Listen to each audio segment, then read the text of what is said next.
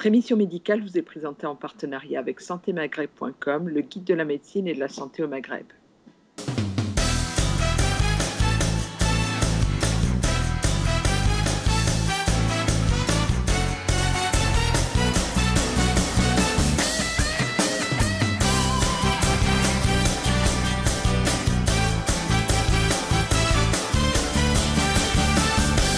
Je suis neurochirurgien, essayiste et compositeur de musique. Voilà, je suis là ce soir pour présenter une conférence sur le thème de l'influence de la musique sur le comportement humain. Le Perreux-sur-Marne, parce que d'abord, il y a Marc Béhin, qui est un des membres très actifs de l'association Jazz Band.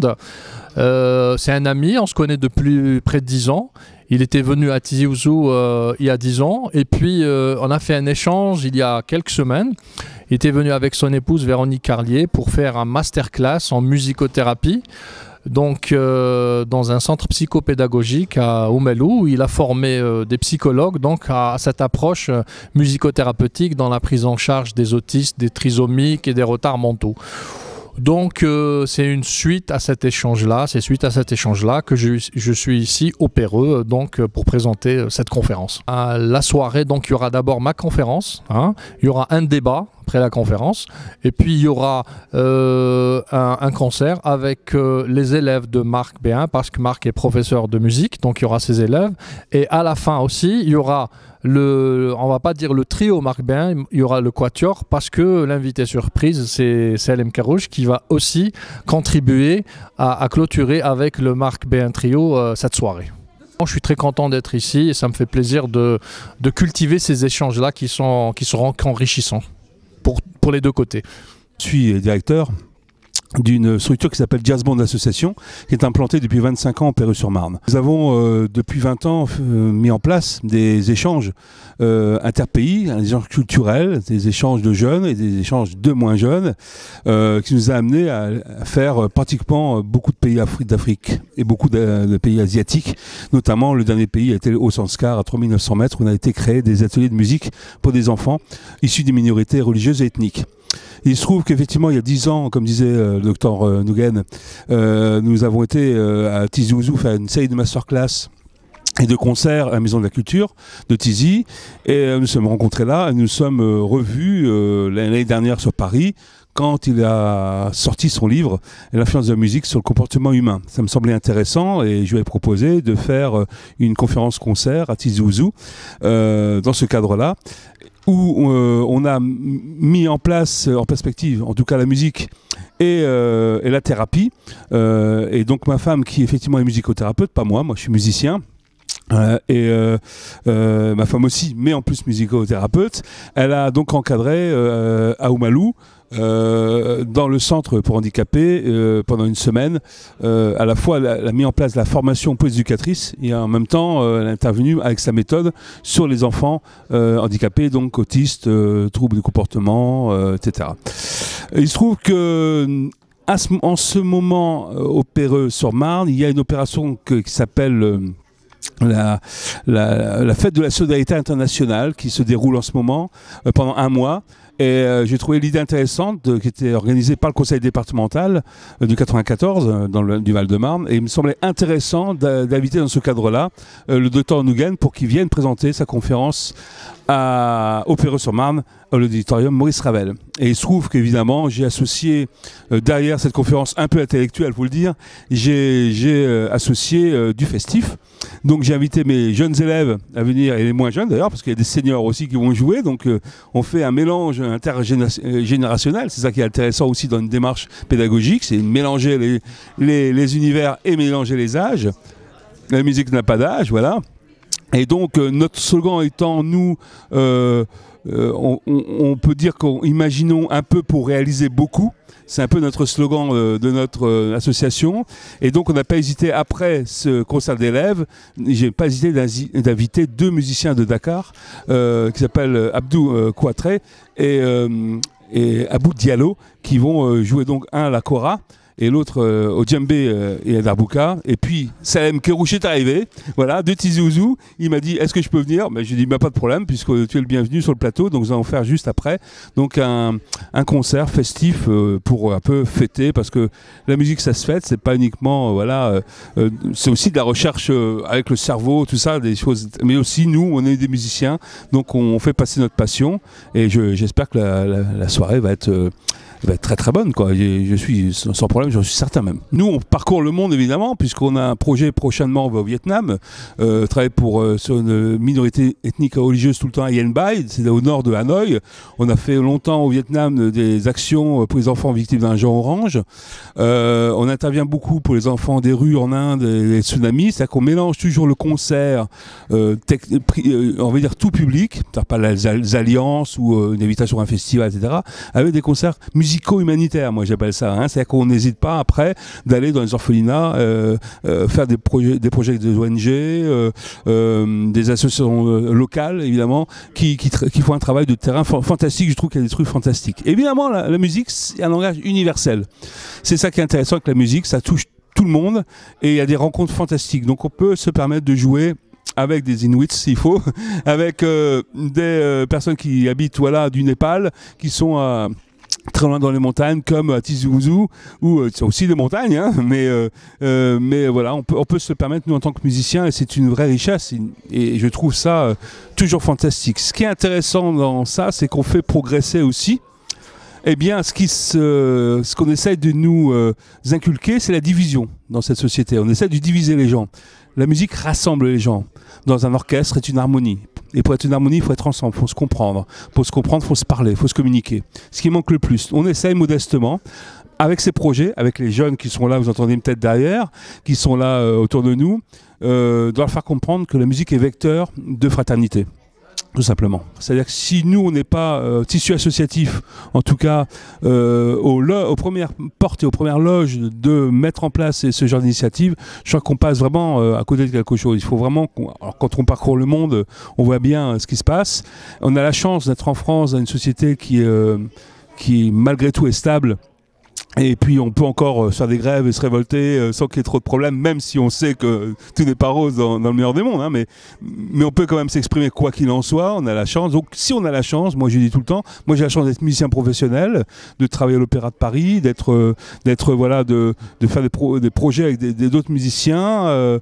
Je trouve que la chance qu'on a, il faut le partager parfois dans le monde avec des gens qui n'ont pas cette même chance. Et nous, notre propos, en tout cas, année après année, j'ai envie de dire, quand on vieillit, je crois qu'on prend plus de maturité aussi. Et moi, j'ai envie de partager ça. J'ai pas cette chance. Et quand je rencontre des jeunes, on crée des ateliers de musique, dans des endroits improbables. Amener la musique là où il y en a peu, parfois, c'est un autre de nos slogans. C'est fantastique de voir les lumières des enfants.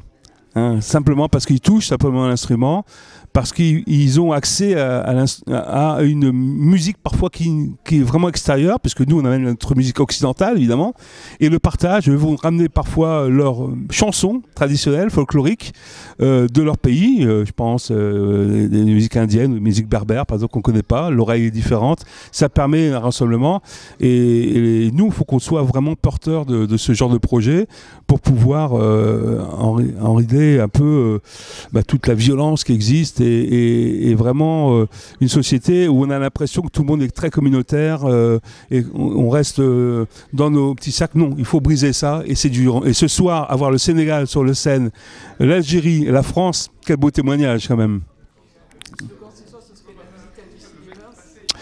Oui, elle adoucit les mœurs, mais le docteur Nougan va expliquer pourquoi. Et ce qui est intéressant, c'est qu'il nous donne le caution scientifique.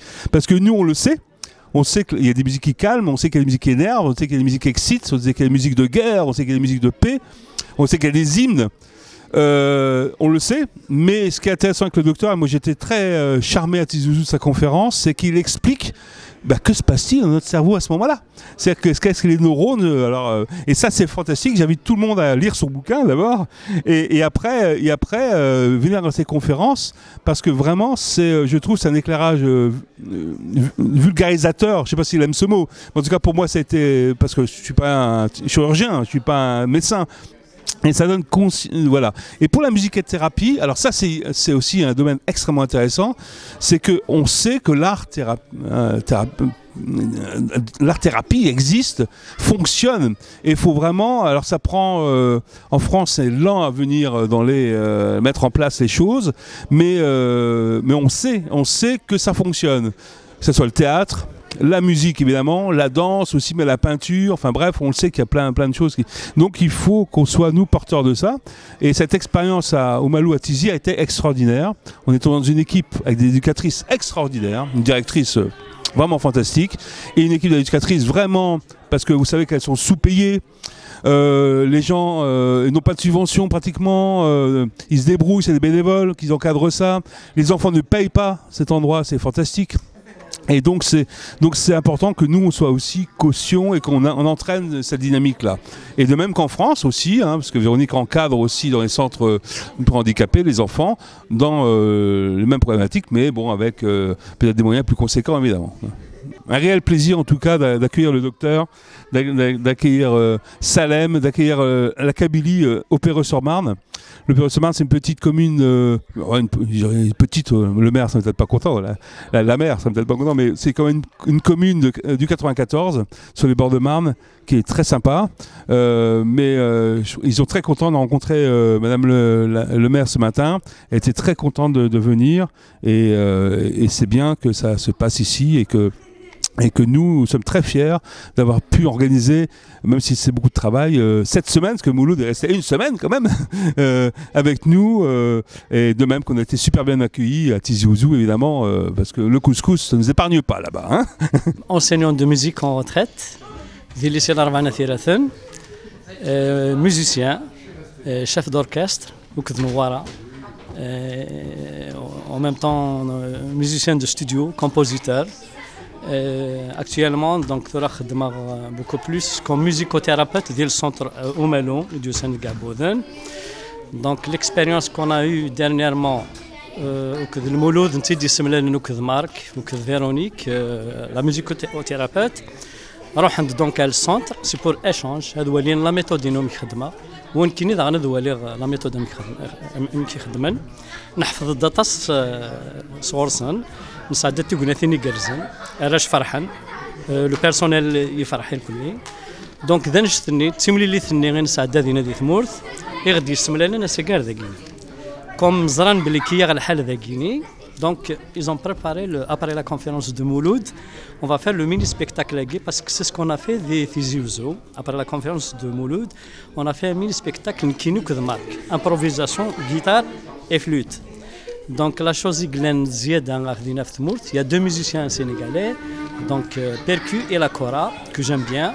Donc مسارة موديل دياسن كونوي لكن مثلا تساعدهم في الوقت يجرزن يذبح.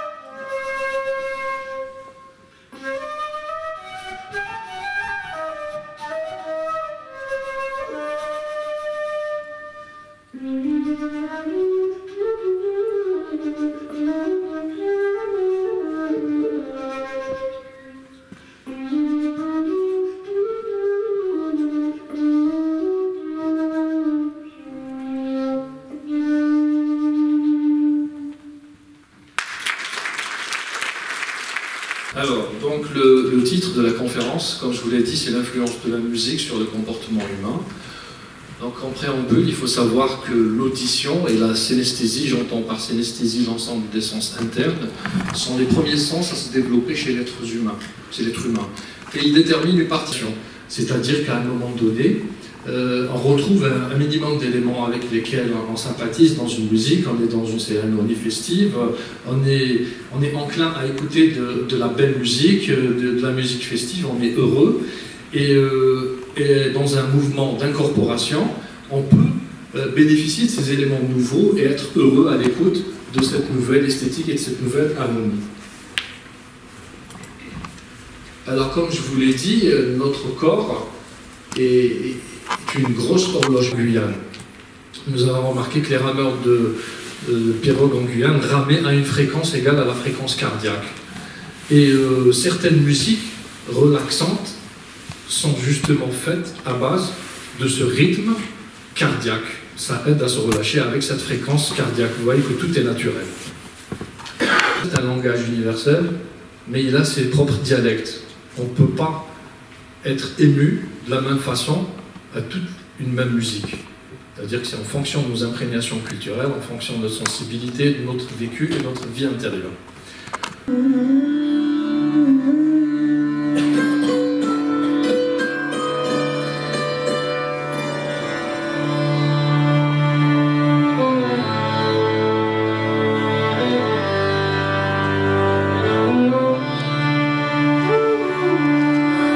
Donc, nous allons voir un petit peu une coupe du cerveau. Et un cerveau sur votre gauche, vous avez la configuration externe du cerveau. Alors vous avez juste au-dessous de la bande rouge une zone qui est un petit peu marron. Et c'est ce qu'on appelle le cortex auditif. Alors c'est le centre de la mémoire parce que l'émotion, elle fait appel à ce circuit qui passe par l'hippocampe. Alors il est relié au cortex frontal et au noyau septal. C'est des noyaux cellulaires, bon, on ne va pas détailler. Le noyau septal, c'est lui qui est responsable du plaisir, on dit que c'est le centre hédonique. Alors le système limbique, c'est le chef d'orchestre de toutes nos fonctions vitales. C'est lui un petit peu le tampon, c'est lui qui nous aide à surmonter, c'est lui qui nous aide à réagir contre une agression extérieure. Hein. C'est lui qui commande la tension artérielle, la fréquence cardiaque, la fréquence respiratoire, la libido, etc. Donc je vous suggère d'écouter ce morceau que j'ai intitulé celui-ci.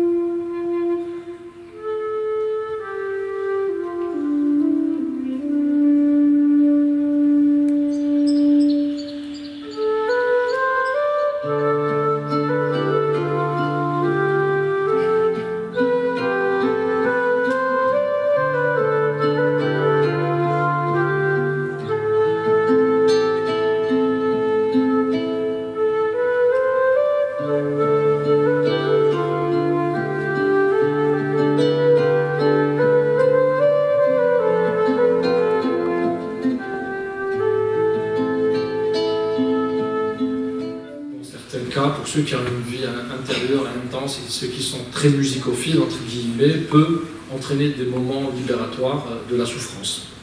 Il y a un des morceaux qui est suggéré, c'est le Nabucodonosor de Verdi, qui fouette un petit peu notre âme, qui nous secoue un petit peu quand on écoute ça, quand on est dans le blues. C'est intéressant, je pense, de l'écouter.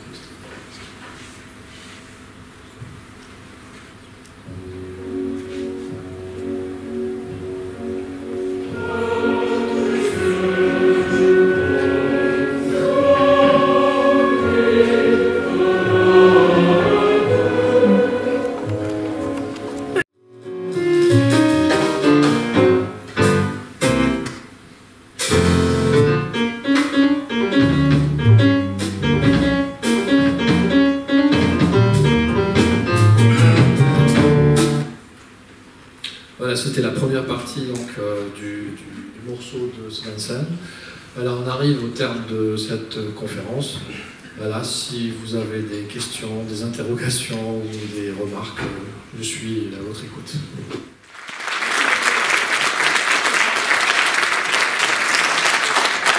Ce voyage de petits zouzous avant de et puis je peux réfléchir, peut-être des questions. Je vais demander aux jeunes d'aller chercher leur guitare maintenant, et aux moins jeunes aussi, non, les plus jeunes avec la musique. Qu'est-ce qu'on va vous donner? Ah, voilà, un petit aperçu. On peut dire que c'est un petit concert de Noël, peut-être.